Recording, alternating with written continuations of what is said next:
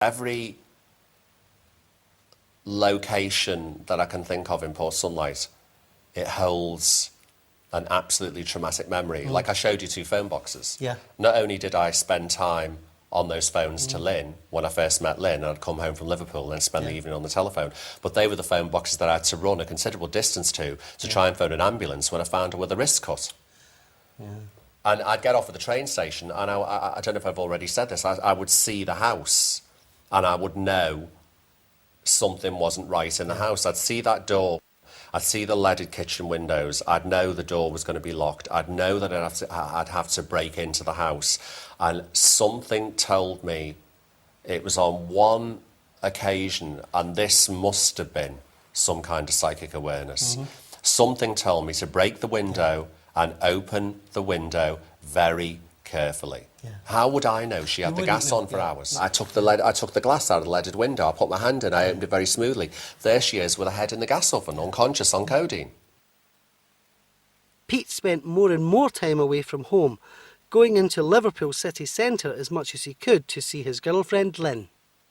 When I first met Lynn, I didn't know if I was Arthur or Martha. I didn't know if I was gay or straight or what. All I know is I just met this amazing life force person in the hairdressing salon that I worked in, and we ended up as lovers. And it took me a long time to bring Lynn home. Yeah. Now I remember bringing Lynn to the house. I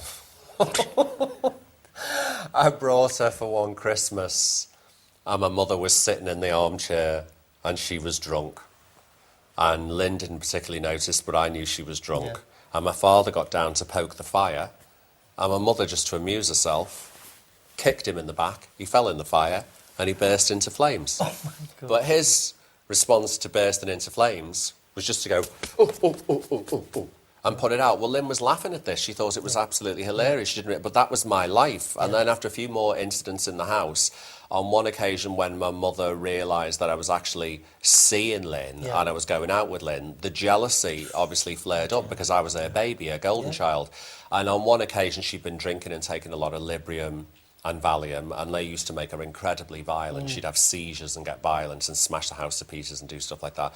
On this one occasion, she ended up going for Lynn with a knife, and Lynn ran out of the house. And I just remember Lynn saying, this is crazy, I'm taking him away from this, you know, and she took me to go and live in their front room of her parents' house at that time. If my dad had been more, just stronger, just slapped her across the face once, just said, enough is enough, or got some help, it would have all been so different. I think that it's left me... I think also her terrible depressions and her absolute grief, it's left me with a propensity for depression as well. I get the blues really bad. It's not right for a child to grow up as a nurse, a psychiatric nurse, a carer, a suicide prevention team. It's not right for a child to live in a house when one of the parents is like that and not have a telephone to contact people and have to run to phone boxes and run to neighbours and stuff like that. All I can remember is cold sweats. I just used to have cold sweats when I was a kid. I didn't know where to go or what to do. And my dad was locked away in Lever Brothers and unreachable, and I'd have those endless hours of the day to get through. By letting your mother go in the spirit world, which is something you now have to do, which is, to me, I've anger. taken all the pictures down. I don't, But that's... it's really strange because I've got so much residual anger. Yeah. I don't know if anger's the right word. I don't think it is. I don't know if it's the right word, but I've got a lot of parental issues to deal with. I haven't actually spoken to my dad for years. Do we carry those things with us for life, or do we just let them go? Do we just grow out of them? I don't know. I mean, I've thought about going into therapy about things that happened to me when I was a child, but there's another part of me that doesn't want to revisit them and try and sort them out because they happened. I don't think you have to revisit them because you experienced them, but I think what you have to do is just, right, I need to accept that these things happened. They weren't good. They were crap, actually. But I need to accept I didn't have a childhood. Yeah. But you're never going to get that back. And it's left me a right old sourpuss now. No, but I actually, in this sense, feel... See the period of your life you're coming up to. It's really strange because, you know, in my relationship with Michael, we've been married now a year and we've been together for 5 years. He does everything for me, and it's like I'm incapable of doing anything around the house. I can't even cook a meal. I can't even turn the cooker on. But yet when I was growing up with her, I did all those You had things. to do all these things. Yeah, but now I can't. I just can't do it. Yeah. It's as though a memory of it has cut the abilities out of me. I ran the home. Yeah. I put my dad's tea on the table. I put his lunch on the table. I did the shopping. I did everything. But I did it all so young. But it hasn't left any knowledge or coping skills in me whatsoever. Yeah. I still feel tired Yeah. from my upbringing. Yeah. I still feel tired. But I feel as though there's something, there's a turn, there's a twist.